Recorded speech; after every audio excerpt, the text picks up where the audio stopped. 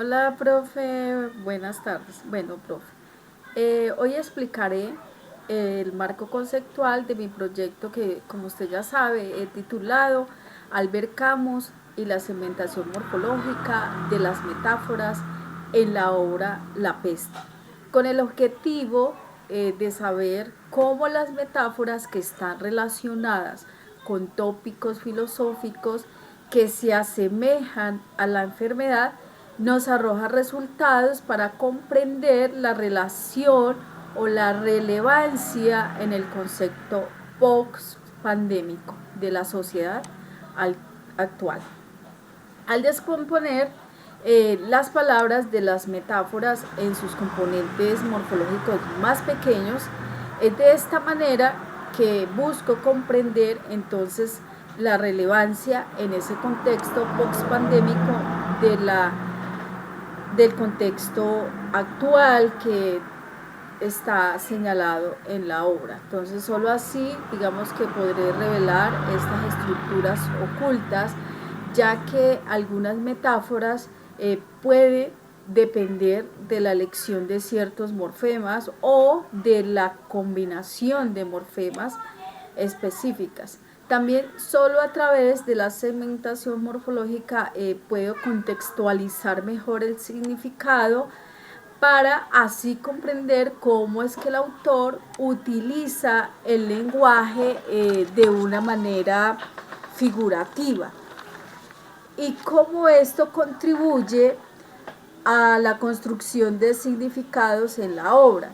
Entonces, cuando yo digo componentes más pequeños, me refiero entonces a los prefijos, a los sufijos, a las raíces. Entonces, este es el marco conceptual que yo tendré en cuenta. Estamos hablando de 3 componentes que me dan a servir de guía pues para la investigación. Estos 3 componentes son la segmentación morfológica, las metáforas y palabras homónimas y las polisémicas. Bueno, entonces empezamos con este marco conceptual. Aparece primero lo que hago es definir la segmentación morfológica en lingüística, y para ello tomo como referente al lingüista Ignacio Bosque. Luego pasamos al concepto morfema, que también lo define el lingüista Ignacio Bosque. Dice que la unidad se convirtió en un elemento fundamental para comprender la estructura de las palabras y cómo se relacionan entre sí. Lo importante a destacar es que estas unidades morfológicas, es decir, los morfemas, reflejan una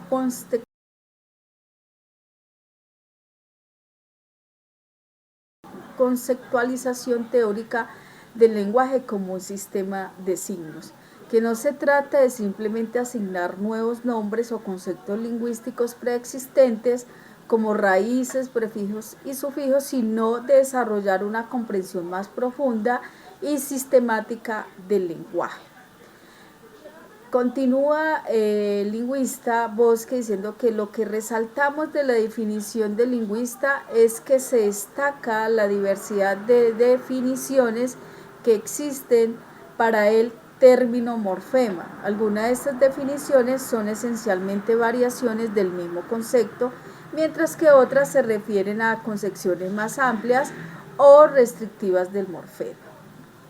Luego pasamos a los alomorfos y nos explica Bosque que es importante destacar que los criterios que condicionan la distribución de alomorfos no son siempre fonológicos. En algunos casos se necesita información morfológica como el tiempo, número o persona para determinar qué alomorfo se debe utilizar. Por ejemplo, elegir entre alomorfos como sac, suc, po requeriría información morfológica adicional para tomar la decisión correcta.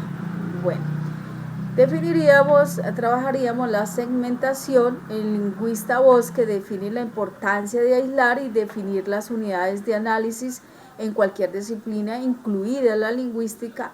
Definir estas unidades con precisión no es suficiente si no se acompaña un procedimiento para identificarlas en el contexto lingüístico. En el caso de la morfología, entonces se busca identificar y separar los morfemas dentro de las palabras. Sin embargo, la simple separación mediante guiones no es suficiente, porque no tiene en cuenta las estructuras internas de las palabras. Las palabras no son unidades aisladas, sino que tienen una estructura interna compuesta por morfemas que se combinan de manera específica para formar el significado completo de la palabra. Por lo tanto, nos dice el lingüista, es necesario considerar esta estructura interna para un análisis morfológico más completo y preciso. Seguimos con las clases de morfemas y nos dice el lingüista que dependiendo de los criterios que se utilicen, es posible establecer diferentes clasificaciones de morfemas. La elección de estos criterios es esencial para comprender y analizar adecuadamente las estructuras morfológicas de las palabras. Algunos criterios significativos que se utilizan para clasificar los morfemas se mencionan a continuación. La posición de la palabra, la naturaleza gramatical, entre ellos flexivos y derivativos, la distribución respecto de la palabra, la correspondencia morfema-morfo. Estos criterios juegan un papel crucial en la clasificación y el análisis de los morfemas en la morfología lingüística y por ende son los que se van a tener en cuenta a la hora de segmentar las metáforas. Tenemos la flexión. El término flexión tiene dos concepciones en morfología que conviene distinguir cuidadosamente. Tiene los morfemas flexivos, que nos hablan del tiempo, del aspecto, del caso, del número, del género, es decir, morfema con significado gramatical que desempeñan un papel muy importante en las lenguas que poseen concordancia. También se habla con un sentido muy distinto de lenguas flexibles, las lenguas clásicas, las romances, es decir, lenguas que no establecen una correspondencia directa entre morfema y morfo. Tenemos la derivación, dice que los morfemas derivativos son un conjunto de unidades lingüísticas que se utilizan para crear nuevas palabras o derivar palabras de otras existentes. Los morfemas derivativos son una parte importante de la morfología de un idioma y se utilizan para formar nuevas palabras y dar lugar a variaciones semánticas o léxicas en las palabras existentes. Por eso es que también quiero resaltar pues las palabras homónimas y las polisémicas.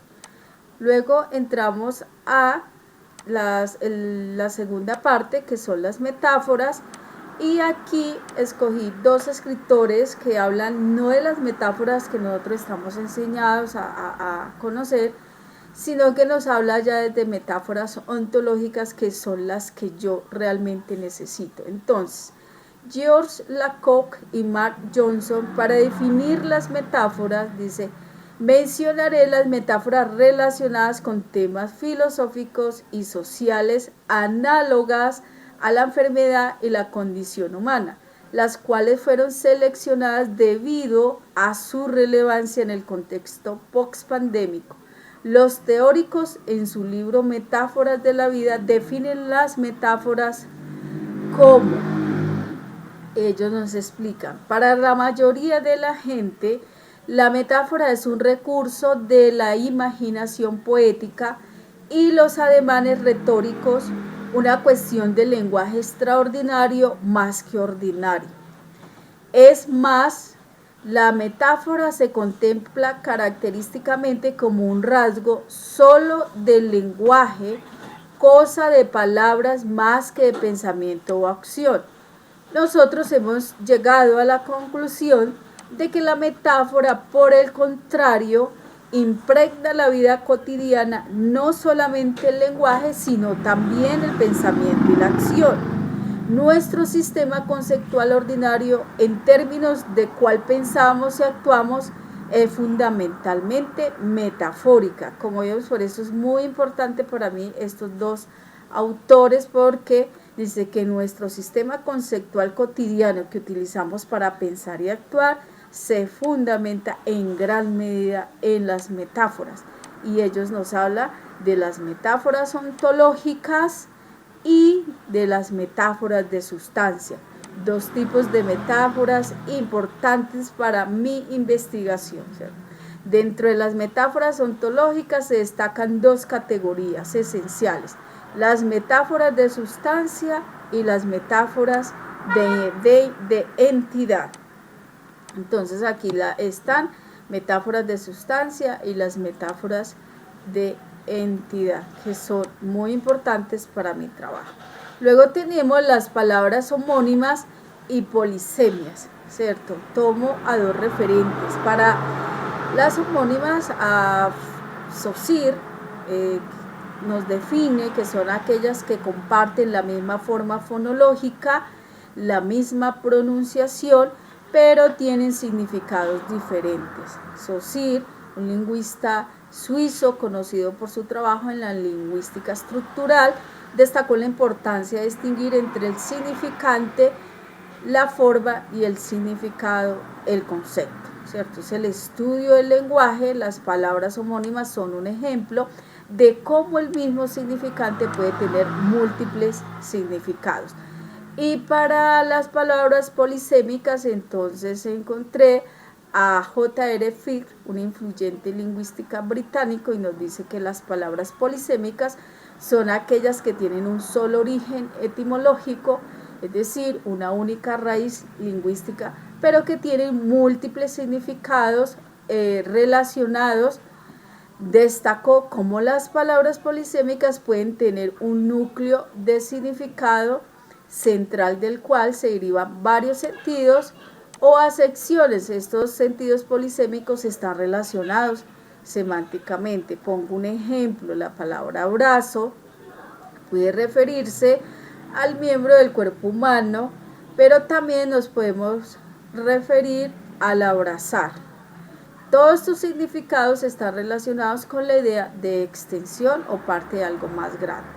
Es así como les presento el marco conceptual para mi proyecto. Ambos son muy importantes. Las tres secciones son muy importantes para nosotros continuar con el proyecto. ¿Por qué? Porque entre todas estas, sobre todo en las metáforas, está intrínsecamente relacionadas con las cuestiones filosóficas y sociales que nos pueden arrojar luz sobre la condición humana en un contexto post-pandémico, de pandemia como el que nosotros tenemos actualmente. Muchas gracias, profesora.